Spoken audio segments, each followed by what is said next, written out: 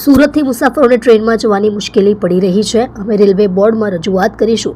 ZRUCC સભ્ય Surat railway station પરથી મુસાફરોને પડતી ટ્રેનોની મુશ્કેલીથી લઈને તમામ પ્રશ્નોના ઉકેલ માટે ZRUCC કમિટી કામ કરી રહી છે।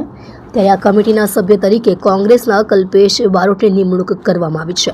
ત્યારે કલ્પેશ બારોટે કહ્યું કે અગાઉ પણ મેં 2008થી 2014 દરમિયાન આ પદ પર સેવા આપી છે। ત્યારે ફરી મારી નિમણૂક થતાં હું મુસાફરોની સગવડતામાં વધારો થાય તે માટે સતત પ્રયત્ન કરતો રહીશ।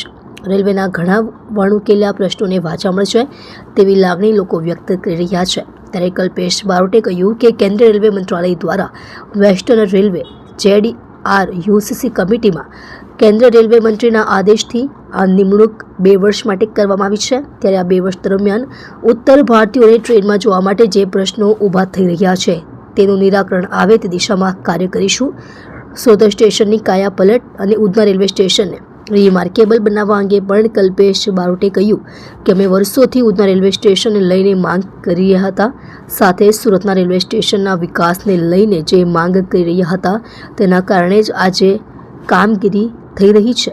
તે કામગીરી વધુ સારી થાય તે દિશામાં પણ પ્રયત્નો કરીશું। Kalpesh Barot, member ZRUCC western railway.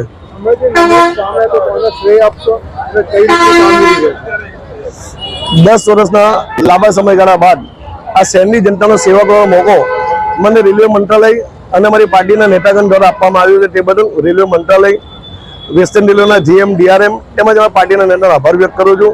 અને ખાસ કરીને જે શહેરની જનતાના પ્રાણ પ્રશ્નો છે, જે રેલવેને લગતા પ્રશ્નો છે, એ કામ રેલવે મંત્રાલય અને પ્રજા વચ્ચે એક સેતુ બનીને દૂર કરવાની મારી મુખ્ય જવાબદારી છે। એમાં હું પરિપૂર્ણ થઈશ એટલો મને વિશ્વાસ છે। અને ભૂતકાળમાં હું જ્યારે મેમ્બર હતો ત્યારે ઉત્તરાયણ સ્ટેશનની મેં રજૂઆત કરેલી હતી। એને ધ્યાનમાં રાખીને રેલવે મંત્રાલય દ્વારા ઉત્તરાયણ સ્ટેશનનો ખૂબ સારો વિકાસ કરવામાં આવ્યો છે।